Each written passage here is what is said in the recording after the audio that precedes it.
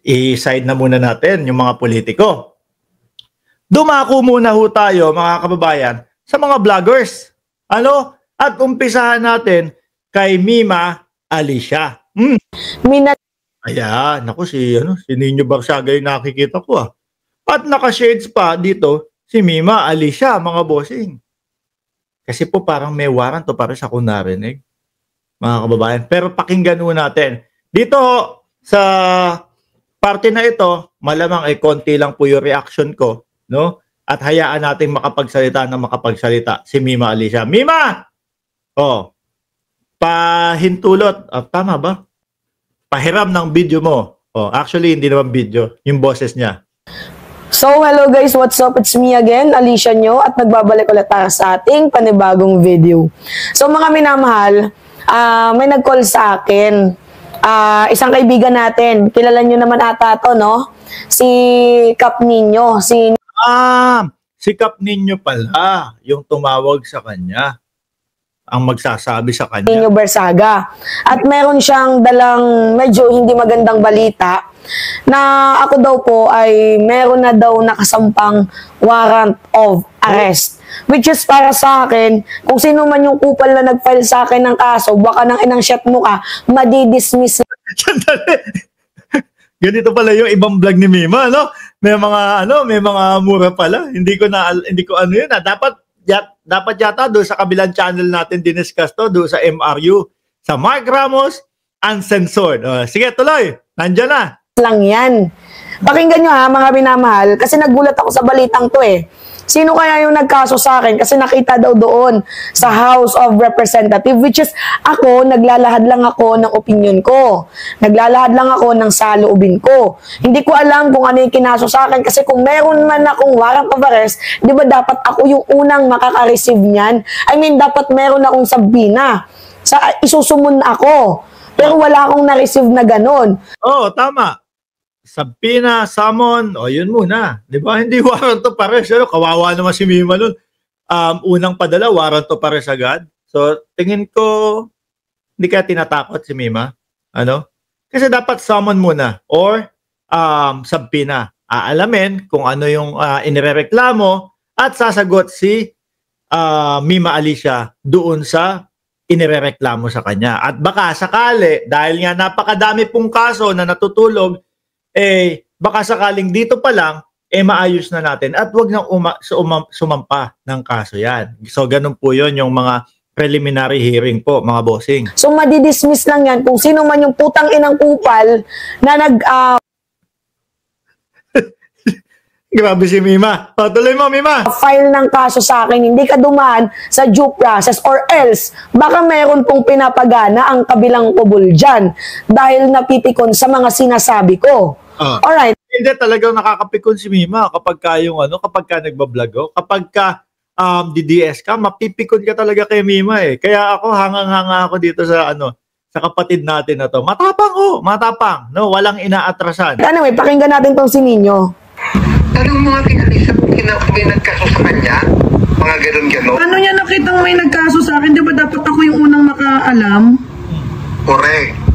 Kaya naalam ko nga rin sa kanya. Sabi ko, set mo sa akin kung sino yung nagkaso at yung warrant na yan. Putong ay na, may warrant ako. Sabihin mo go na kung sino magpa-file sa akin ng kaso, harapin ko. Yan, Okay. So, hindi naman ako natatakot, no? Nakikita nyo naman mga minamahal. Sabi ko, sige, go. Kung sino man yung magpa-file sa akin ng kaso. Ang alam ko na posible at maaari na mga makasuhan, mga bossing, yung mga nagpapakalat ng mga fake news, yung mga nagbabanta kagaya ni Dado. Ayan, which is, ayan nga ho, si Dado. May kaso na. Di ba? Na shoutout na lang po sa kanyang misis, hindi na po yata umuwi ng kanilang bahay si Dado. Yun yung mga posible at dapat nakakasuhan. Yung kay Mima naman, reaction, komentaryo. Di ba? At yung mga ibinablog naman po ni Mima, galing naman po sa mga mainstream media, mga bossing. So, meron akong kutob. It's either si Dado, mga Si Dado, Nako, wala na yun. Puro lang salita yung si Dado, mga kababayan. Ang nasa utak ngayon ni Dado, ang nakikita ko mga bossing, kung paano niya lulusutan yung kanyang kaso. Stress na din yung tao, mga kababayan eh. Mahal. Kasi siya lang naman yung kinontent ko na talagang nasa poll. Or else, pwede ring si congressman. Hindi lang natin sure. Pero kasi kinall out ako, alam nyo naman yon, hindi na natin i-mention. May congressman bang nabanatan si Mimo Alicia? Sabihin nyo nga sa akin kung sino. Hindi ako aware na may congressman na posibleng magkaso kay Mima. Kinall out ako nitong congressman na to na bakit daw ganun yung content ko na parang pinapatalsik na daw siya ng isang relihiyon. Si Marco Beta, si Marco Lelat. Si Marco Leta! Sige nga. Bakit? Pero sa content ko na yon, nagtatanong po ako. Kasi meron din kasi mga kababayan na talagang mga miyembro ng Iglesia ni Cristo na nabigla ho, no? Utak nga ho nila, mga kababayan, naka-set, pupunta ako dun sa rally na yon. Magiging isa akong parte sa kapayapaan ng Pilipinas. Sumuporta ako para magkaroon ng kapayapaan lalo ang Pilipinas. Pagdating mo doon, si Marcoleta nagsasalita, halos ipagtanggol na ho yung mga Duterte. Meron ho mga nadismaya, mga bossing. Tuloy. Malinaw na nagtatanong ako at nagbigay ako ng opinion ko base lamang po sa komentong nabasa ko na dapat sana hiniwala yung muka ni congressman dito kay Kibuloy. Dahil itong si Kibuloy, alam naman nating may issue. So, posible na siya yung tinutukoy na may nag-file daw sa akin. Pero napaka-imposible din. Si Marcoleta magpa-file? Ewan lang ho natin. No? Depende kung ano yung sinabi mismo ni Mima. Pero ako sa nakita ko ho talaga mga kababayan, madaming nadismaya doon sa rally na yon kasi pag alis nila ng bahay, kapayapaan yung nasa utak nila. Pagdating nila doon, kompleto yung mga kompleto yung mga PDP.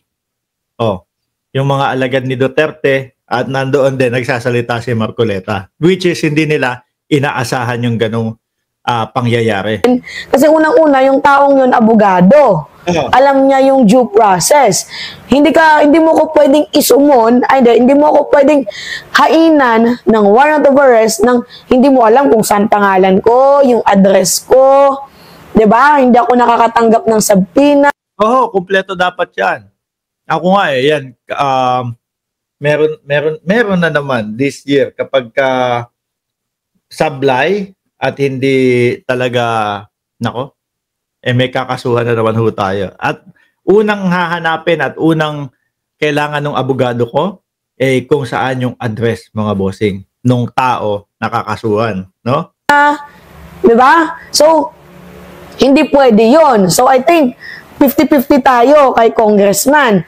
Dito din naman kay Dado Climiente, 50-50 din ako. Kasi unang-una, naglahat. So pero, sa pagkakaintindi ko, wala pa din. Wala pa ding natatanggap na subpoena si Mima Alicia. Meron pa lang nagsabi na si Mima ay, kumbaga, merong nagkaso kay Mima Alicia. Yung pa lang yung pagkakaintindi ko, mga boss, ha? Lang din naman ako ng opinion ko kasi syempre, di ba, nagpa-blatter ako sa kanya. I don't know, baka gumanti sa akin si Dado. Di ba, na ako, binlatter ko siya, tapos siya, kakasuhan niya ako. Wala, uunahin ni Dado yung kanyang kaso. bago pa magdagdag ng bato na ipupukpok sa ulo niya, si Dado. Hindi ko lang sure.